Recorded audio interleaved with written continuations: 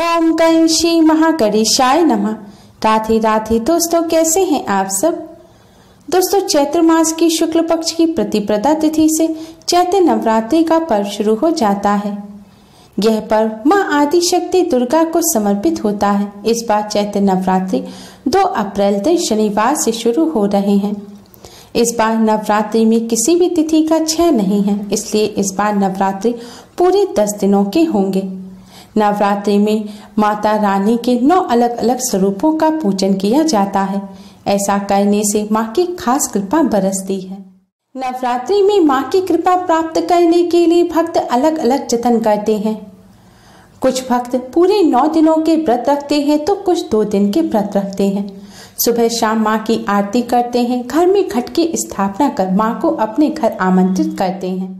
देवी भागवत पुराण के अनुसार नवरात्रि में 9 दिनों तक माता रानी अपने भक्तों के घरों में वास करती हैं। इसलिए माता रानी को अपने घर आमंत्रित करने के लिए आप नवरात्रि से पहले कुछ खास तैयारी अवश्य ही कर लें। कुछ ऐसे कार्य हैं जिन्हें नवरात्रि से पहले अवश्य ही कर लेना चाहिए।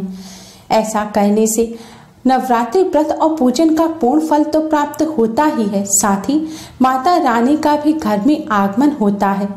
माता रानी की असीम कृपा प्राप्त होती है और घर में सुख समृद्धि बनी रहती है। दोस्तों, माता रानी की कृपा प्राप्त करने के लिए कमेंट बॉक्स में जय माता दी जरूर लिखें। दोस्तों, सनातन धर्म में किसी भी पर्व से पहले घर की साफ सफाई की जाती है। इसी तरह नवरात्रि शुरू होने से पहले ही आप अपने पूरे घर की साफ सफाई अच्छे प्रकार से कर लें। मान्यता है कि माता रानी उसी जगह वास करती हैं जहां पर साफ सफाई होती है। जो घर शुद्ध नहीं होता, जहां साफ सफाई नहीं होती, वहां पर माता रानी कभी नहीं आती। इसलिए अगर आप चाहते हैं कि माता रानी इस नवरात्रि आपके घर में अवश्य आए और आपको आपके व्रत और पूजन का पूर्ण फल प्राप्त हो, तो इसलिए नवरात्रि शुरू होने से पहले ही आप अपने घर की साफ सफाई अच्छी प्रकार से कर लें। घर के मंदिर को पूरी तरह से साफ करें। मंदिर के आसपास भी सफाई करें। आपके घर में किसी भी प्रकार का जाला, मकड़ी का जाला नहीं होना चाहिए। फटे पुराने जूते, चप्पल या कबाड़ा है उसे तुरंत घर से बाहर निकाल दें और माँ के स्वागत के लिए अपने घर को साफ सुथरा रखें। दोस्तों, हम सभी के मंदिर में माता रानी की तस्वीर या प्रतिमा अवश्य ही होती है और हम सभी उनका पूजन करते हैं। लेकिन नवरात्रि के दौरान माता रानी को मंदिर में नहीं बल्कि अलग से चौकी बिछाकर उस पर बिठाना चाहिए और माता रानी का कलश भी चौकी पर ही स्थापित करना चाहिए। इसलिए माता रानी की चौकी स्थापित करने के लिए अपने घर के मंदिर के पास ही उत्तर पूर्व कोने में ईशान कोण में आप अच्छी तरह साफ सफाई करें और चौकी के लिए जगह बनाएं और एक लकड़ी का पट्टा यानी कि एक चौकी और लाल रंग के कपड़े का इंतजाम पहले से ही कर लें, क्योंकि माता रानी की कलश और चौकी पर जो लाल रंग का कपड़ा बिछाया जाता है वह कोरा होना चाहिए। इसलिए मार्केट से पहले ही कोरा लाल रंग का कपड़ा खरीद कर रख लें। कोरा कपड़ा यानी कि वह कपड़ा जो पहले इस्तेमाल ना किया गया हो। नवरात्रि में माता रानी को श्रृंगार के सामान अवश्य चढ़ाने चाहिए।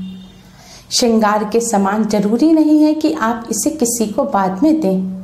आप चाहें तो नवरात्रि पूर्ण होने के बाद माता रानी के प्रसाद स्वरूप इस श्रृंगार के सामान को खुद भी इस्तेमाल कर सकती हैं। इसलिए नवरात्रि में नवरात्रि के प्रथम दिन या फिर नवरात्रि की महाअष्टमी के दिन आप माता रानी को श्रृंगार का सामान अवश्य ही अर्पित करें। इसलिए माता रानी को श्रृंगार का सामान अर्पित करने के लिए पहले से ही सारा श्रृंगार का सामान आप इकट्ठा कर लें। अधिकतर लोग ऐसी क्रीम, काजल वगैरह माता रानी को अर्पित कर देते हैं जिनका वह बाद में इस्तेमाल नहीं कर सकते, लेकिन आप ऐसी गलती ना करें। आप जो क्रीम, काजल वगैरह खुद इस्तेमाल करती हैं वही नई चीज लेकर आप माता रानी को अर्पित करें, जिससे प्रसाद स्वरूप आप बाद में उसे भी इस्तेमाल कर सकें। नवरात्रि में माता रानी को नए वस्त्र अवश्य ही अर्पित करने चाहिए। आपके घर में माता रानी की प्रतिमा है तो आप माता रानी के नए वस्त्र और चुनरी पहले से ही घर ले आएं। अगर तस्वीर है तो आप तस्वीर पर भी लाल रंग की चुनरी अवश्य उड़ाएं। वैसे हो सके तो आप पूरे 9 दिन अलग अलग चुनरी और वस्त्र पहना सकते हैं। लेकिन पूरे 9 दिनों के लिए अलग अलग नए वस्त्र आप ना ला सके तो कम से कम आप एक चुनरी लाल रंग की अवश्य लेकर आएं, जिसे नवरात्रि के पहले दिन ही आप माँ को उड़ाकर फिर माँ का पूजन शुरू करें और अपने व्रत प्रारंभ करें। अगर हो सके तो एक नई चुनरी माँ को महाअष्टमी के दिन भी अवश्य पहनाएं, क्योंकि महाअष्टमी के दिन माता रानी का विशेष रूप से श्रृंगार किया जाता है। नवरात्रि के दौरान माता रानी के सभी भक्तों को, चाहे वह महिला हो या पुरुष हो, चाहे पूरे 9 दिन के व्रत रखें या ना रखें, आप माता रानी का पूजन करते हैं तो आपको 9 दिनों तक ना तो अपने बाल काटने चाहिए, ना ही नाखून काटने चाहिए, ना ही दाढ़ी मूंछ बनवानी चाहिए। इसलिए नवरात्रि शुरू होने से पहले ही आप अपने नाखून काट लें, बाल काट लें और दाढ़ी मूंछ बनवा लें, जिससे 9 दिनों तक आपको कोई परेशानी ना हो और आप इस नियम का पूरी तरह से पालन कर पाएं। नवरात्रि के दौरान नाखून या बाल काटना अशुभ माना जाता है और ऐसा करने से माता रानी क्रोधित हो जाते हैं, इसलिए आप यह तैयारी पहले से ही करके रखें।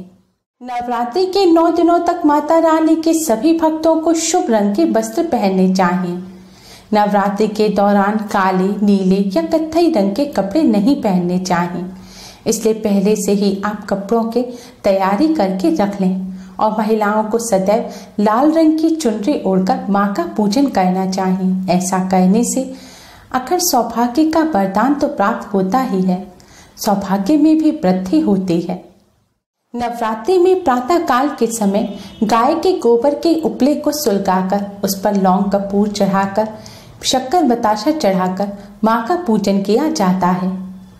और गाय के उपले आजकल आसानी से नहीं मिलते, इसलिए नवरात्रि शुरू होने से पहले ही आप गाय के उपले का भी इंतजाम कर लें, जिससे आप माता रानी का पूर्ण विधि विधान से पूजन कर सकें और आपको माता रानी की कृपा प्राप्त हो। नवरात्रि के दौरान जौ बोने का विशेष महत्व होता है। जौ से माता रानी हमारे आगे के 6 महीनों के भविष्य के बारे में संकेत भी देती हैं और माता रानी के इन जौ को धन रखने के स्थान पर रखने से धन धान्य में भी बढ़ोतरी होती है। इसलिए इस नवरात्रि आप भी अपने घर में जौ अवश्य ही बोएं। जौ बोने के लिए साफ मिट्टी और मिट्टी के बर्तन का इस्तेमाल किया जाता है, इसलिए मार्केट से आप अभी से ही एक बड़ा मिट्टी का बर्तन लेकर आएं और मिट्टी लें और मिट्टी को अच्छी तरह से साफ कर उसे छान लें और साफ मिट्टी से ही आप जौ बोएं। माता रानी के पूजन के लिए घट की स्थापना और जौ बोने के लिए कई सामग्री की आवश्यकता पड़ती है, इसलिए नवरात्रि शुरू होने से पहले ही सारी सामग्री इकट्ठी करके रख लें, जिससे आपके पूजन में बाद में कोई भी कमी ना रहे। दोस्तों, नवरात्रि के दौरान नवरात्रि के प्रथम दिन ही अखंड ज्योत भी जलाई जाती है।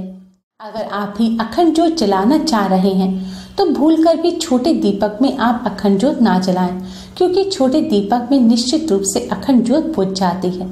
अखंड ज्योत के लिए आप बड़े दीपक का इस्तेमाल करें। इसके लिए आप पीतल का अखंड ज्योत का बड़ा दीपक ले सकते हैं या फिर आप मिट्टी का भी दीपक ले सकते हैं। इसलिए अखंड ज्योत अगर आप जलाना चाह रहे हैं तो आप पहले से ही दीपक का इंतजाम भी कर लें। माँ के पूजन में चावल का भी विशेष महत्व होता है, लेकिन माँ के पूजन में साबुत चावल ही इस्तेमाल किए जाते हैं, इसलिए चावलों को भी अच्छी तरह से बीन लें और उसमें कोई भी टूटा हुआ चावल का दाना ना रहे। माँ के पूजन के लिए कलश के नीचे रखने के लिए, जौ के बर्तन के नीचे रखने के लिए, माता रानी को अर्पित करने के लिए और दीपक के नीचे रखने के लिए भी चावल का इस्तेमाल किया जाता है। इसलिए आपको कम से कम 3 से 4 मुट्ठी चावल बीन कर रख लेने चाहिए। देवी भागवत पुराण के अनुसार माता रानी का घर में आगमन मुख्य द्वार से होता है, इसलिए आप अपने मुख्य द्वार को भी नवरात्रि शुरू होने से पहले साफ कर लें। अगर दरवाजा खोलते बंद करते में आवाज आती है तो उसकी मरम्मत करा लें। मुख्य दरवाजे पर से कूड़े का डिब्बा, जूते चप्पल की रैक भी आप हटा लें।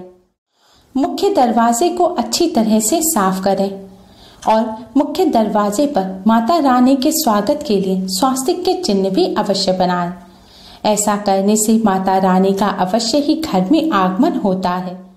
माता रानी के स्वागत के लिए अपने मंदिर पर भी अच्छी तरह से लाइट वगैरह लगा दें। मंदिर में अंधेरा नहीं होना चाहिए। नवरात्रि में माता रानी का मंदिर दीपावली की तरह जगमगाता रहना चाहिए। दोस्तों, नवरात्रि जल्द ही शुरू होने जा रहे हैं, इसलिए माँ के स्वागत के लिए पहले से ही यह सारी तैयारी आप करके रख लें, जिससे आपको नवरात्रि व्रत और पूजन का पूर्ण फल प्राप्त हो सके और माता रानी का घर में आगमन हो। उम्मीद है आपको हमारी ये वीडियो पसंद आई होगी। प्लीज लाइक करें, हमारी इस वीडियो को अपने फ्रेंड्स और रिश्तेदारों में ज्यादा से ज्यादा शेयर करें, जिससे वह भी इसका लाभ उठा सके। हमारी और भी वीडियोस के लिए हमारे चैनल को सब्सक्राइब करना ना भूलें। Thanks for watching. Radhe Radhe.